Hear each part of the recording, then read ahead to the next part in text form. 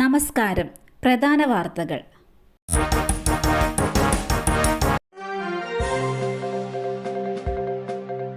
Wrapper വേടന് ജാമ്യവ്യവസ്ഥയിൽ ഇളവ്.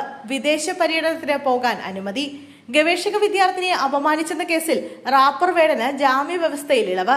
സംസ്ഥാനം വിട്ടുപോകരുത്, എല്ലാ ഞായറാഴ്ചയും അന്വേഷണ ഉദ്യോഗസ്ഥന് മുമ്പാകെ ഹാജരാകണം തുടങ്ങിയ ജാമ്യ വ്യവസ്ഥകളിലാണ് ഹൈക്കോടതി ഇളവ് അനുവദിച്ചത്.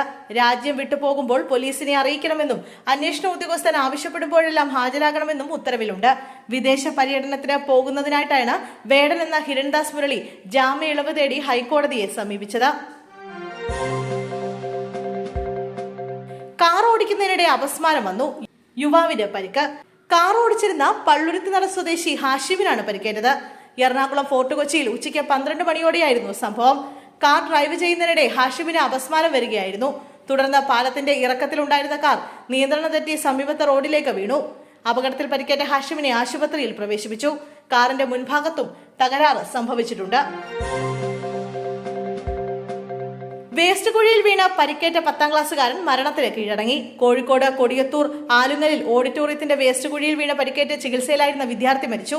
ആലുവ സ്വദേശി മുഹമ്മദ് സിനാനാണ് മരിച്ചത്. മലപ്പുറം വണ്ടൂർ സ്കൂളിലെ 10ാം ക്ലാസ് വിദ്യാർത്ഥിയായിരുന്നു. കൊടിയത്തൂർ ബുഹാരി ഇസ്ലാമിക് സെന്റർ ഹോസ്റ്റലിൽ താമസിച്ച് പഠിക്കുകയായിരുന്നു സിനാൻ. ഒക്ടോബർ 20-നായിരുന്നു അപകടം നടന്നത്. കളിക്കുന്നതിനിടെ പന്തെടുക്കാൻ പോയപ്പോഴാണ് അപകടമുണ്ടായത്.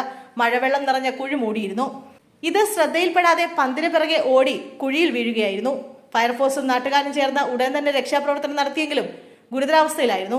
കോഴിക്കോട് മെഡിക്കൽ കോളേജിലേക്ക് വിദഗ്ധ ചികിത്സയ്ക്കായി മാറ്റിയെങ്കിലും അപകടം നടന്ന 2 ആഴ്ച പിന്നിടുമ്പോൾ വിദ്യാർത്ഥി മരണത്തിന് കീഴടങ്ങുകയായിരുന്നു. മകനെയും കുടുംബത്തെയും കൊലപ്പെടുത്തിയ കേസ്, പ്രതിക്ക് തൂക്കുകയർ. ചീനിക്കുഴി കൂട്ടക്കൊലക്കേസിൽ പ്രതി ഹമീദിന് വധശിക്ഷ വിധിച്ച കോടതി. തൊടുപുഴ മുട്ടം അഡീഷണൽ സെഷൻസ് കോടതിയാണ് പ്രതിക്ക് വധശിക്ഷ വിധിച്ചത്. സ്വത്ത് തർക്കത്തെ തുടർന്ന് സ്വന്തം മകനെയും ഭാര്യയെയും 2 മക്കളെയുമാണ് ഇയാൾ ചുട്ടുകൊന്നത്. പ്രതി കുറ്റക്കാരനാണെന്ന് കഴിഞ്ഞ ദിവസം കോടതി കണ്ടെത്തിയിരുന്നു. 2022 മാർച്ച് 19-നായിരുന്നു കേസിനാസ്പദമായ സംഭവം. മകൻ മുഹമ്മദ് ഫൈസൽ, ഭാര്യ ഷീബ, മക്കളായ മെഹറിൻ, അസ്ന എന്നിവരെയാണ് ഹമീദ് കൊലപ്പെടുത്തിയത്. മകനും കുടുംബവും ഉറങ്ങിക്കിടന്ന മുറിയിലേക്ക് അർദ്ധരാത്രി ഹമീദ് ജനലിലൂടെ പെട്രോൾ നിറച്ച കുപ്പിയെറിഞ്ഞ് തീ കൊളുത്തി കൊലപ്പെടുത്തിയെന്നാണ് കേസ്. CPI നേതാക്കൾക്കെതിരെ ആഞ്ഞടിച്ച വിദ്യാഭ്യാസ മന്ത്രി വി ശിവൻകുട്ടി. PM ശ്രീ പദ്ധതിയിൽ നിന്നുള്ള പിന്മാറ്റത്തിന് ശേഷം CPI നേതാക്കൾക്കെതിരെ ആഞ്ഞടിച്ച വിദ്യാഭ്യാസ മന്ത്രി വി ശിവൻകുട്ടി. മന്ത്രി GR അനിലിനും പ്രകാശ് ബാബുവിനെതിരെ രൂക്ഷ വിമർശനമാണ് ശിവൻകുട്ടി നടത്തിയത്. GR അനിൽ CPI ഓഫീസിന് മുന്നിൽ വെച്ച് തന്നെ അപമാനിക്കുന്ന പ്രസ്താവന നടത്തിയെന്നും അനിലിനെ ഫോണിൽ വിളിച്ച ശേഷമാണ് ഓഫീസിൽ പോയതെന്നും ശിവൻകുട്ടി പറഞ്ഞു. പദ്ധതിയുമായി ബന്ധപ്പെട്ടുള്ള സമവായത്തിന് ശേഷമാണ് അതൃപ്തി മറനീക്കി മന്ത്രി രംഗത്തെത്തുന്നത്.